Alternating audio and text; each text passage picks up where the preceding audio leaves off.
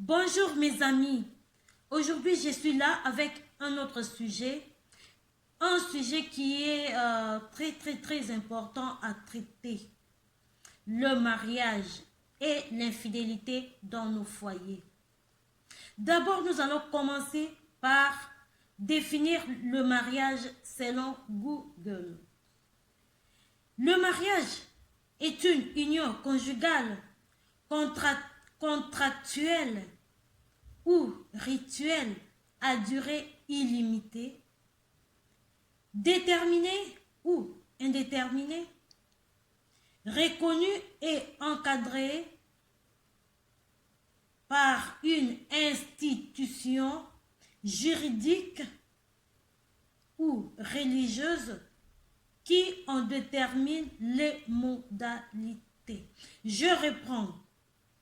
Le mariage est une union conjugale contractuelle ou rituelle à durée illimitée, déterminée ou indéterminée, reconnue et encadrée par une institution juridique ou religieuse qui en détermine les modalités. Voilà. Ici, Google nous montre que le mariage, c'est une union. Donc, union, c'est-à-dire une femme et un homme, bien sûr, adulte, qui se décide d'aller devant la mairie ou l'église pour être liés par, bien sûr, un contrat déterminé ou indéterminé qui sera encadré par l'État du côté juridique et l'Église côté religieuse. Voilà, c'est ça le mariage. Soki batumi bale ba yokani po basangisa famille na bango basala oya bango pe famille mobali na mwasi bayokani bango mibale bake devant écoute na yoki ba lui comme famille te bake devant l'état na église po na basala ensemble bango mibale bako signer contrat ezali contrat ndenge to signera contrat musala mariage pe c'est un contrat oyo mwasi na mobali boko signer pour bovanda ensemble pendant un temps soki bolingi temps moko ti na liwa na bino soki pe eza kaka ndenge moko bino bokomona ndenge bino moko bokomona temps mosusu ezali boyebi ke biso tokobayana pendant 5 ans. Ah oui, ma contrat ya mariage ya bongo ezali. Donc le mariage c'est ça. Google nous a tout dit. La Bible nous dit: l'homme quittera son père et sa mère, s'attachera à sa femme. Et les deux, ils vont créer leur foyer. Je ne peux pas vous expliquer tout de la Bible parce que je ne suis pas experte de la Bible. Mais le peu que je connais, c'est ça. Donc, moi, mobali, ako tika baboti na ye, ako sangana na moi, ce n'est pas bango mbaye bako sala oyo ya bango famille. Voilà. Donc, hier, j'avais suivi un débat très intéressant qui était animé par mon frère Desho Denar TV et Global TV Moscou. Les débats m'avaient vraiment intéressé. Pourquoi il y a trop de divorces dans nos foyers? Pourquoi il y a l'infidélité dans nos foyers? Je crois que mes frères ont très bien expliqué cela. Pourquoi doit-on se marier? Pour moi, c'est simple. Il y a une seule raison. Le mariage rend une relation divine. Le mariage rend une relation divine. Parce qu'il y a quelque chose de supérieur qui vient vous relier. Quelque chose que vous-même, vous ne comprenez pas. Qui vient vous mettre ensemble. Toi, tu viens à l'est, l'autre vient à sud et vous vous mettez ensemble pour créer une famille, avoir des enfants. Ça, c'est extraordinaire. C'est extraordinaire. C'est quelque chose que personne ne comprend. Ça vient tout seul. Même s'il y a des mariages qui sont arrangés, mais le mariage, comme nous le dit, comme nous sommes en train de le dire là, le mariage, c'est quelque chose d'inexplicable. C'est quelque chose que personne ne comprend. Oui, c'est ça. Il y a une chose supérieure qui vient pour vous relier. Pour vous mettre ensemble, grandir ensemble, fonder un foyer. Alors, c'est quelque chose de beau. C'est quelque chose qui est, comme je viens de le dire, extraordinaire. Mais pourquoi casser cette union par des futilités? Il y a des familles qui se brisent à cause des allocations familiales. Il y a des familles qui se brisent à cause des matériels. Il y a des familles qui se brisent à cause de l'infidélité. Mes chers amis, ça c'est très difficile. Pourquoi l'infidélité dans nos foyers? Pourquoi il y a tant de l'infidélité dans nos foyers?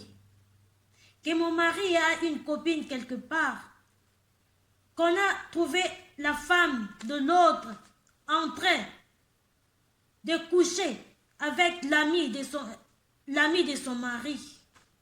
C'est inadmissible. Mes chers amis, ce sont des choses banales.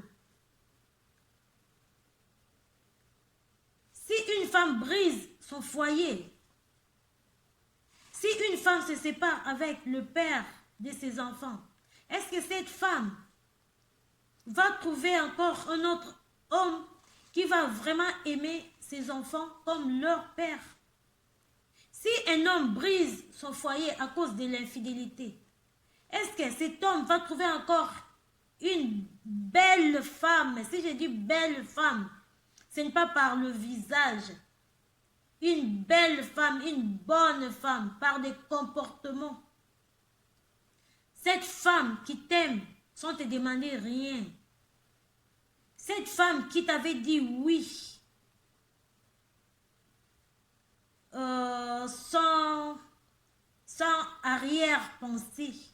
Est-ce que, à l'âge que tu as là, tu vas trouver encore une autre qui va être là comme elle, ta première, la mère de tes enfants?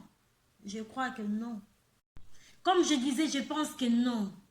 D'ailleurs, aujourd'hui, j'ai suivi un pasteur qui, devant un séminaire, lui, il disait que ta femme ou ton mari, c'est la première personne que tu as connue.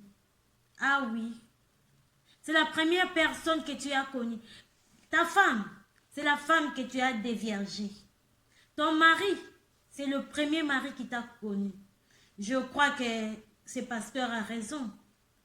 Parce que comme nous, on est là, on prend des choses à la légère. Mais qu'est-ce qui est difficile pour savoir se compléter? Qu'est-ce qui est difficile pour savoir se compléter? Tu es là à la maison avec la personne que tu aimes. Si par exemple, comme mon frère Global TV avait dit, si par exemple, ton mari passe comme ça, tu sens que ton mari sent un peu ici, ça sent un peu, qu'est-ce que tu vas lui dire? Ne le blâme pas, ne lui crie pas. Quand il entre dans la douche, tu prends un citron, tu lui suis gentiment. Oh mon mari, prends ça, tu laves un peu les aisselles parce que ça fait un peu de yo-yo. Ah oui, il va aimer. Si tu es forte aussi, quand il se lave, tu rentres directement dans la douche. Tu lui dis, Aujourd'hui, j'ai envie de te laver un peu les aisselles avec du citron. Il va aimer. Ce sont des petites choses comme ça qu'il faut faire, des petites choses. Un jour libre, tu prends les ongles de ton mari, tu coupes, tu l'arranges et puis voilà quoi. L'homme aussi, il ne faut pas être comme le vieux qu'on a vu la vidéo dernièrement, que la femme disait, il disait à la femme, toi tourne là-bas, parce que ta bouche là, ça sent. Il faut savoir comment le dire. Si la bouche de ta femme sent, tu cherches. Tu fais quelque chose, tu lui dis ça gentiment, avec douceur. Elle saura comment s'arranger. Comment chercher quelque chose, bicarbonate, quelque chose comme ça, pour se nettoyer la bouche. Hein? Ça va finir. Qu'est-ce qui ne se termine pas? Si le problème reste, c'est qu'elle a un problème à l'estomac, quelque chose comme ça, elle va voir le médecin. Si c'est venu seulement par hasard, elle va se nettoyer, ça va s'enlever. Nous tous, nous savons pour faire nos petits trucs là, nos soins intimes.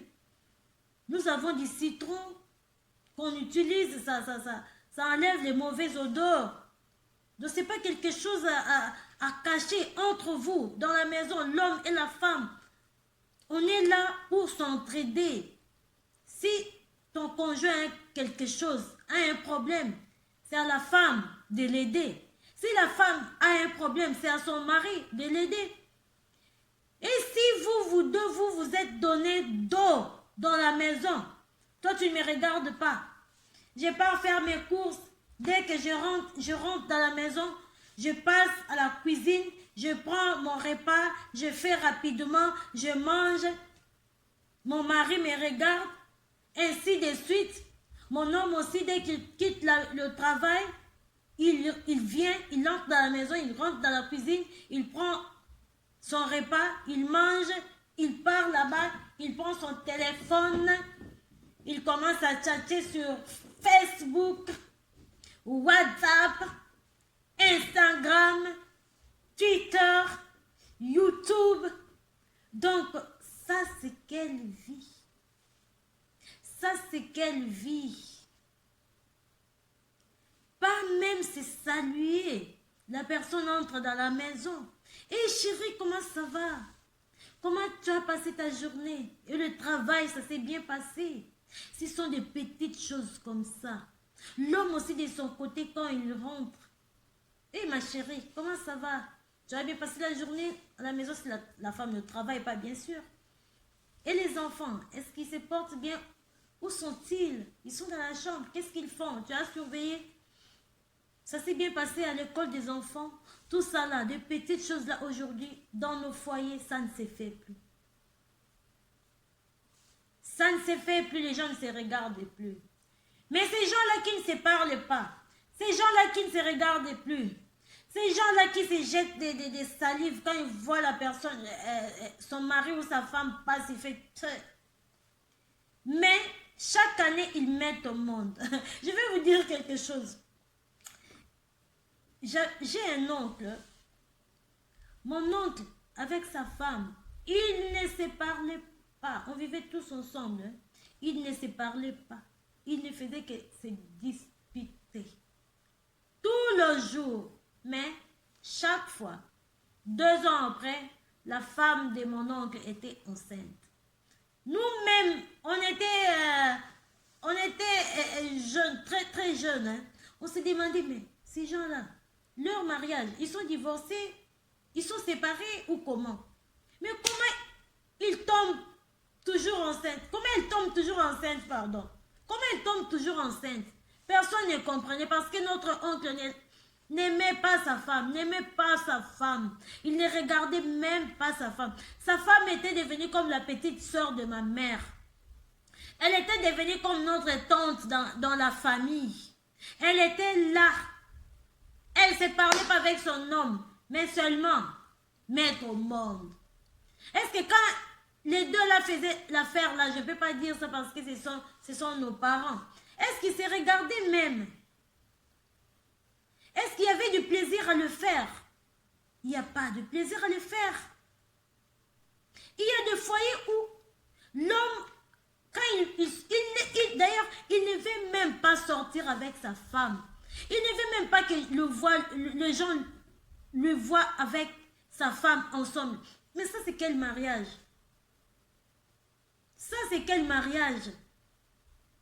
Même quand ils sortent ensemble, hein, l'homme est devant, la femme derrière. Ça, c'est quoi? Pourquoi vous vous êtes mis ensemble? Pourquoi vous êtes mariés? Hein? Si tu ne veux pas qu'on puisse te voir avec ta femme, mais où est l'importance de votre mariage? Rester dans la maison, ensemble? Mettre les enfants au monde? Quelle éducation vous allez montrer à vos enfants? Soyez prudents. Aimez vos femmes. Hommes, aimez vos femmes. Femmes, respectez vos maris. Pour la réussite de nos foyers. Que l'argent qu'on nous donne ici ne vienne pas nous détruire. L'argent des enfants, c'est pour les enfants. Toi, la maman qui perçoit l'argent des enfants, tu ne peux pas continuer à mettre l'argent là et faire tes tantines, tes likelemba, parce que tu as l'argent des enfants. Non. Il faut garder l'argent là pour les enfants. Nos enfants ont besoin de faire demain l'université. Si tu ne gardes pas quelque chose pour tes enfants, comment ils vont s'en sortir?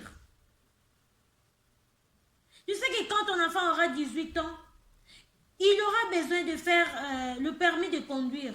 Si tu n'avais rien gardé pour les enfants.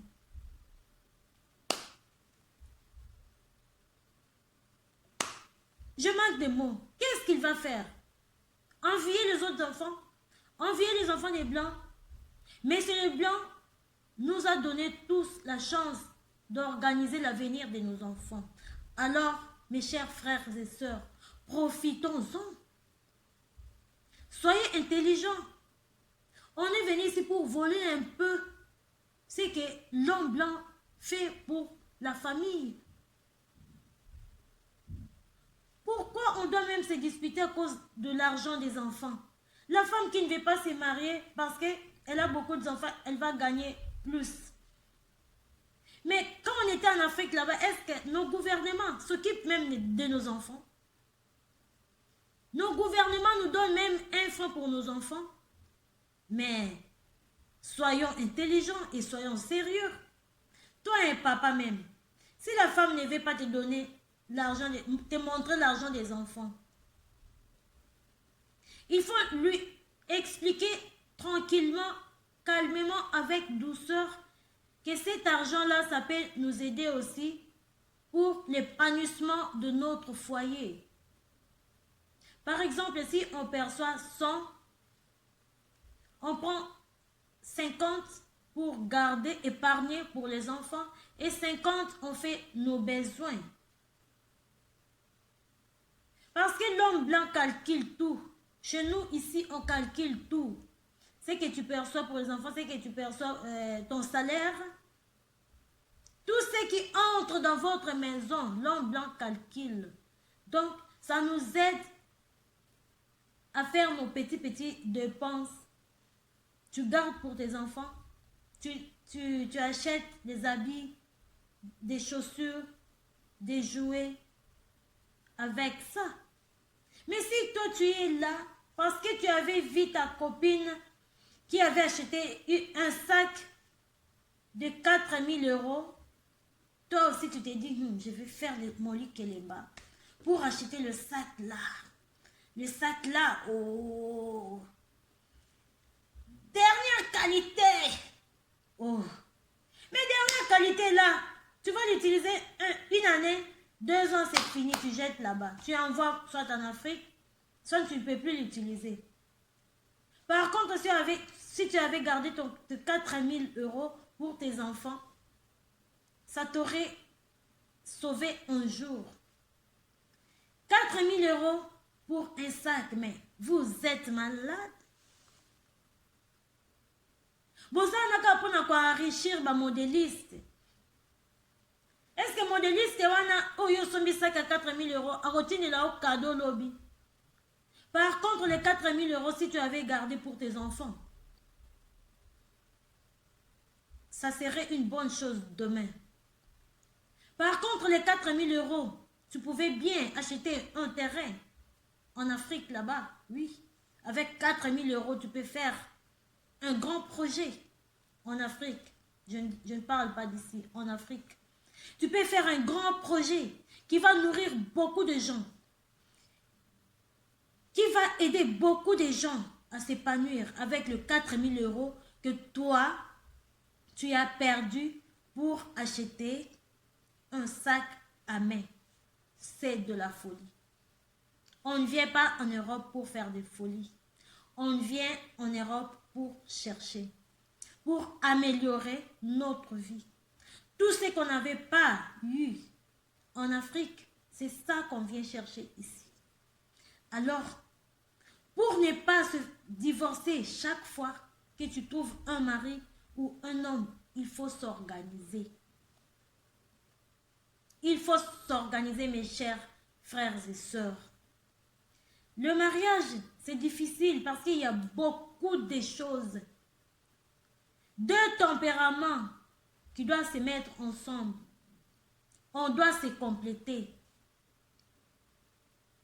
On doit se compléter. Tu sais que mon mari n'aime pas le foufou. Je lui prépare du riz. Moi, j'aime du foufou. Mon mari n'aime pas du foufou. Si aujourd'hui, je prépare mon foufou, j'ai quelque chose pour lui de côté. Soit de pain, soit de foufou, kwanga, soit du riz. Il y a tant de choses. Il y a beaucoup de choses. Tu sais que ton mari n'aime pas... je peux dire quoi? Quel exemple je peux donner? Ton mari aime, par exemple, prendre du café très, très fort. Apprends à lui faire son café très, très fort. Moi qui vous parle là, mon mari aime le café très fort. Je n'ai jamais arrivé à lui faire ça. Mais je me mets. Je lui fais un café très fort. Même s'il va dire, oh, ça, ce n'est pas comme j'aime, mais je me mets seulement, je lui fais. Je lui fais ça, j'apprends. Je lui dis, montre-moi comment tu fais ton café. Montre-moi, apprends-moi comment tu fais ton café. Donc c'est ça. Il ne faut pas dire, quand moi je n'arrive pas à faire son café, je lui laisse se débrouiller. Non, mes très chers amis, mes très chères sœurs et frères et sœurs, apprenez à vivre ensemble. Apprenez à s'entraider. Apprenez à se compléter. L'harmonie familiale, on doit chercher ça. Il ne faut pas se donner d'eau. Il ne faut surtout pas se donner d'eau. L'homme regarde à sud, la femme regarde à nord. Non, non, ça c'est pas un mariage. Ça c'est pas un mariage. Et puis on ne se marie pas pour avoir seulement des enfants. Il y a aussi des mariages qui se brisent parce que la femme n'arrive pas à mettre au monde. Surtout chez nous en Afrique, si une femme, si dans un mariage il n'y a pas un enfant, la faute, directement on accuse la femme. Non. S'il n'y a pas un enfant qui arrive dans votre couple, il faut aller se faire examiner, l'homme et la femme. Parce que l'homme aussi peut avoir des problèmes qui lui empêchent d'avoir un enfant. Il doit se faire soigner. La femme également. Des petites choses comme ça, il faut que le couple soit en complicité. L'homme et la femme, on doit être complices pour lutter contre les mauvaises langues de nos familles. Il ne faut pas se laisser faire. Si ta femme n'arrive pas à mettre au monde, Mais Dieu vous a donné d'autres enfants. Il y a des enfants à adopter. Il y a des enfants dans la famille. Pour être heureux dans la maison, prenez des enfants des autres. Dieu seul sait pourquoi vous ne mettez pas au monde. Ce n'est pas une raison pour aller chercher des copines ailleurs. Ce n'est pas une raison pour abandonner ta femme. Si ton mari, par exemple, n'arrive plus à te satisfaire, ce n'est pas une raison pour aller chercher des petits copains ailleurs. Pour gaspiller ton argent pour donner aux petits copains pour te satisfaire. Non. Cherchez des moyens. Faites des jus de tangawizi. Faites des choses comme ça et donnez à ton mari. Vous-même, vous savez que les travaux d'ici, ça rend faibles les hommes. Parce que les hommes travaillent beaucoup et ce sont des travaux très durs. Chaque fois que ton mari part au travail le soir, fais-lui du tangawizi, mes sœurs. Fais-lui du tangawizi. Il y a beaucoup de tangawizi ici. Fais-lui ça. Ne lui donne pas des choses, des médicaments, si c'est des Viagra, si c'est quoi, parce que demain ou après-demain, ça va lui rendre malade. Cherchez des choses naturelles, faites pour nos hommes. Ne lui quitte pas. Ne pars pas abaisser ton pantalon devant tout le monde. Que tous les jeunes garçons de ton quartier puissent te connaître. Que ton nom ne puisse pas aller par-ci ou par-là. Que ton nom ne puisse pas être cité par-ci ou par-là. Par tous les jeunes. Même les jeunes qui ne peuvent pas jouer avec toi, il va devenir. Tantine Zemani, bonio, olobini niko. Toi, dans la palette. Oh maman, respecte-toi. Tu es une femme mariée. Une femme mariée, son corps, c'est sacré. C'est pour son mari. Si ton mari aime le petit truc, fais-lui des petits trucs.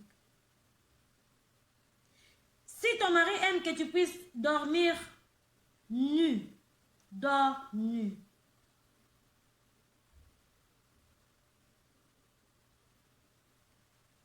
La cause de l'infidélité dans nos foyers, c'est ça. Les gens qui se sont mariés seulement depuis 2 ans, ils se regardent même plus au lit. Ils se disent même plus je t'aime. Ça c'est quoi? Nous voyons les vieilles femmes blanches avec les papas blancs. Comment est-ce qu'ils sont? Nous les voyons. Si l'homme est devant, la femme est là à côté. Elle est là. L'homme ouvre la portière de la voiture pour que sa femme puisse entrer. L'homme ouvre la porte de la maison pour que sa femme puisse entrer. Pourquoi pas nous? Quand ils partent faire leurs achats, l'homme pousse le wagon. La femme prend, l'homme prend, ils mettent dans le wagon. Oui, ils sont ensemble. Ils sont vieux, mais c'est que ces gens-là font. Nous les jeunes, même les jeunes de 25 ans ne font pas ça. Les jeunes mariés de 25 ans sont devenus comme des gens de... Nos parents de 70 ans, de 80 ans. Mes chers amis, aimez vos femmes. Femmes, respectez ton mari. Ce n'est pas parce que c'est toi la femme qui travaille dans la maison que ton mari est devenu un papier hygiénique. Non. Dieu t'a donné la chance de trouver un bon travail. Respectez ton mari. Ce n'est pas parce que toi, l'homme, tu as le séjour en Europe, tu as enceinté une jeune fille qui est en asile, tu ne veux pas signer les papiers pour qu'il puisse avoir le papier derrière toi. Non. Dieu sait pourquoi il a envoyé cette fille-là à côté de toi. Ne voyez pas, le papier là, on appelle ça papier. C'est un papier. Ça peut se déchirer. C'est un papier comme ma fille avait dessiné ici. C'est un papier. Ça peut se déchirer. On peut le déchirer. Le papier là, mais si le blanc le récupère, si tu crées des problèmes ici en Europe, on va te les récupérer. Et tu vas redevenir sans papier. C'est pour cela qu'on appelle ça papier. C'est important d'avoir le séjour ici en Europe. Mais ce n'est pas garanti. Ça ne te garantit pas le paradis. Nous sommes venus trouver les papiers, le séjour ici. Il y a beaucoup de gens qui sont morts. Ils ont laissé leur passeport, leur nationalité, leur carte de séjour. Si toi tu es en vie aujourd'hui, il faut remercier ton Dieu. Si ton Dieu t'a donné le séjour aujourd'hui, sache que derrière ton séjour là, tu peux sauver beaucoup de gens. Tu peux aider beaucoup de gens. Tu es enceinte, une fille va faire les papiers. Parce que le papier là, celle ou celui qui est au ventre de la femme que tu appelles sans papier aujourd'hui, il ne sera pas dérangé s'il a son séjour dès sa naissance. Mais si on prend ton enfant, toi, un papa, tu as un bon séjour et qu'on prend ton enfant, on le met encore en asile pour déranger l'enfant. L'enfant qui est en asile ne peut pas bien étudier ici. Vous-même, vous le savez. Vous faites chanter les jeunes filles. Comme tu es enceinte, si tu veux que je puisse signer le papier, il faut que tu puisses vivre avec moi. Mais ça, c'est quelle bassesse. Même si tu es compliqué, même si tu ne te respectes pas, même si tu as beaucoup de copines par-ci, par-là, tu veux que cette fille-là, cette femme-là puisse venir vivre avec toi pour que tu puisses signer le papier. Il y a aussi des parents qui capotent, qui détruisent le mariage de leur fille. Les parents qui disent à leur fille, ah, ton mari là n'a pas de séjour, on ne veut pas de lui ici. Ton copain là n'a pas de papier ici, on ne veut pas de lui ici. Peut-être c'est lui qui allait mettre votre fille à l'aise, qui allait faire respecter votre fille, qui allait vivre très bien avec votre fille. Mais vous, vous êtes en train de refuser parce qu'il n'a pas de séjour. Ça, c'est quelle mentalité? Ça, c'est quelle mentalité? C'est pour ça qu'il y a beaucoup de filles célibataires ici en Europe. Nos filles, ah oui, nos filles restent célibataires. Après, elles partent mettre au monde avec des amis de leur papa. Si vous avez aimé, mettez-moi des j'aime. Mettez-moi des j'aime, j'aime, des j'aime, j'aime. Si vous avez aimé, mettez-moi des j'aime et de cœur. J'adore le cœur, cœur. J'adore le j'aime, j'aime le cœur, cœur, le j'aime, j'aime le cœur, cœur. Ça fait du bien. On va coacher, coacher, coacher. Tozo coacher, tozo coacher. Merci, merci, merci pour notre causerie d'aujourd'hui. Je crois qu'on arrête là et à la prochaine. Si vous avez aimé, mettez-moi des j'aime, j'aime, de cœur, cœur, des j'aime, j'aime, des cœurs. Je vous adore, mes amis. On va commencer chaque semaine à envoyer un sujet qui nous préoccupe. Merci beaucoup. Je vous salue. Ciao, ciao, ciao, ciao, ciao.